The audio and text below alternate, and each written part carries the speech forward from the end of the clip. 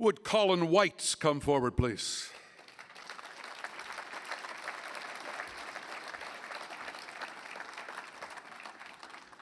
Watch the screen there, Colin. Some people want to say hi. Here we go. At 6'4", 215 pounds, with more than a slight streak of mean, Colin White was a goalie's best friend. And if you don't believe us, ask this guy. Whitey was a big part of our Stanley Cups that we won in 2000 and 2003. He was a great teammate first, but I think how competitive he was made a big difference in our blue line. Especially for me as a goalie, was great to have him around. Not many guys messed with me when he was there. Love hacking and whacking some players, so definitely was nice that he was on our side. And I think the leadership that he had was something that was hard to replace, so we were definitely happy to have him on our side. Colin White's desire and toughness were evident from early on, although no one could really tell just how good a player he'd become. He was just a big, tall, skinny sprawl of a kid, and gangly arms and legs, and at that size that he was bigger than most. He tried to play bigger than most, but at the midget hockey, you couldn't do that at the time. So he stood out obviously for his size, for sure. That was one thing he had right from the get-go, was his work ethic. You can't really teach that. You could teach him how to skate eventually and improve his skating and passing and all that had to improve. That obviously he had some very good teachers do that with him and coaches, and but his work ethic was great. Arguably the greatest teacher in Colin White's hockey life was former New Jersey Devils coach and general manager Lou Lamoriello. I can reflect back when you first came in as a rookie, and your career just took off from there. There's no question you worked as hard as any one individual to have the success that you had. I recall when we brought you up in the middle of the year in 2000, and you were paired with Malakoff, and you were the top pairing defenseman, and we went on to win the Stanley Cup, and then you were there also for a second. To me, Whitey was one of my good friends. Hung out with him a lot at home and on the road. I think our families got to know each other real well, so it was always a blast to be around him. I think everybody knows him, how funny he is and how outgoing he is. Definitely kind of rubbed off on the whole team, but especially for me and him, got some good laughs through the years. To be able to count on a friend like that was definitely something really special in my career. Congratulations, most deserving, and just an honor to have you in our organization. Hey Whitey, congrats on the induction to the Sports Hall of Fame in Nova Scotia. It's well deserved. I think you had a great career, and this is a nice honor for you. You deserve it. And with that, we welcome Colin White of New Glasgow into the Nova Scotia Sport Hall of Fame. That's a good shot.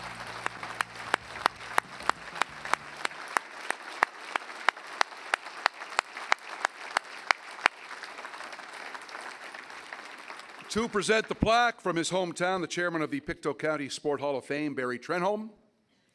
The pin, a director of Weeks Major Midget Hockey, the club in Pictou County, a former Nova Scotia Sport Hall of Fame board member, Mr. Ed McLaren.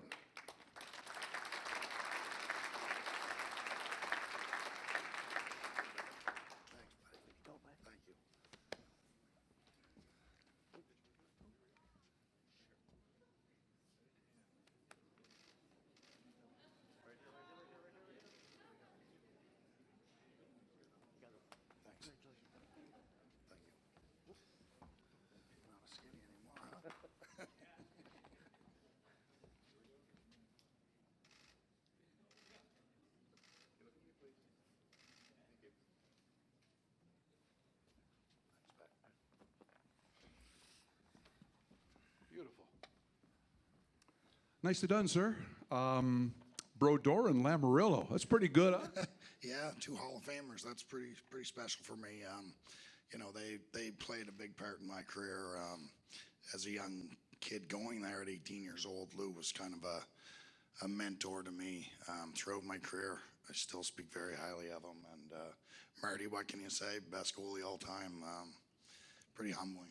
What was he like to play in? Did he talk to you a lot, or say, "Watch out for this guy," or what was he like as a goaltender and behind you? Yeah, well, obviously until they changed the rule because of him, he saved us from getting hit a lot. Obviously played the puck a lot. But he was just a great teammate on and off the ice. It took me a while. Back then you had to earn your respect when you came into the league, so you weren't just given it. So he probably didn't even talk to me that year in 2000, but we did build a relationship over the course of time. Yeah, and I love playing in front of him. What does it mean to you to play tough? Because everyone talks about how tough Colin White played. What did that mean? Well, I think anybody who knows me personally, everybody has intensity here. It's one thing, I do not like losing at anything. I don't care if it's wash or toss or a game of cards against Pickle. Everybody knows that. I'm kind of a poor loser. That's what we want in our hall there, Colin. Nice. Yeah. Anyway, congrats.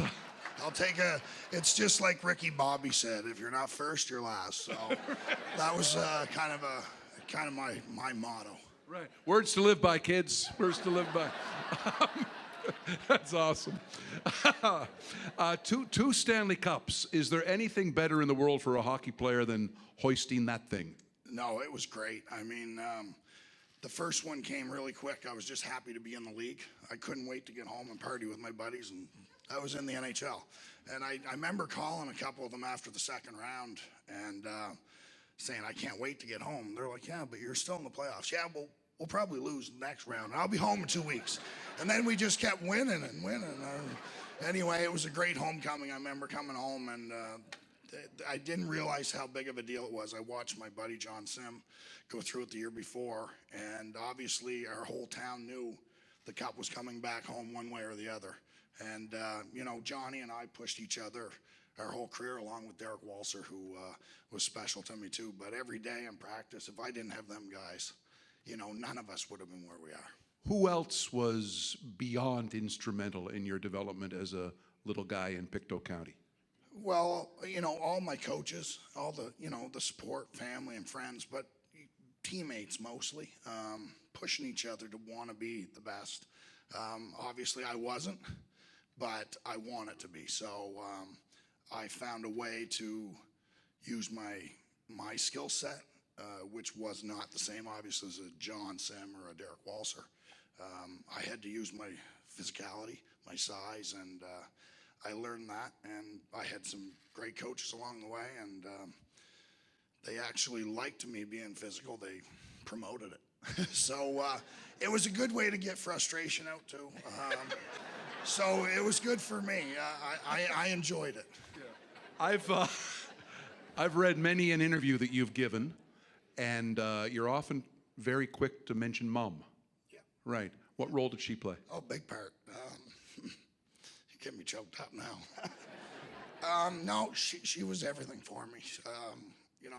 As a kid, you don't grow up always having everything. So she made me earn everything. And earn it you did, huh? Yeah. Final one for you. Just the fact that I know you try to come home as much as you can. Yeah. And you could stay in New Jersey if you wanted to travel anywhere, live anywhere. Why is that always home? I think I'm proud to be from here. I have a lot of family and friends here. I enjoy the weather here. I enjoy the outdoors. The simple way of life. I think, no traffic. I hate New Jersey and New York have really bad drivers, so I'm constantly on the horn. I do take it out on the steering wheel once in a while. So, but yeah, you would know if you cut me off or anything.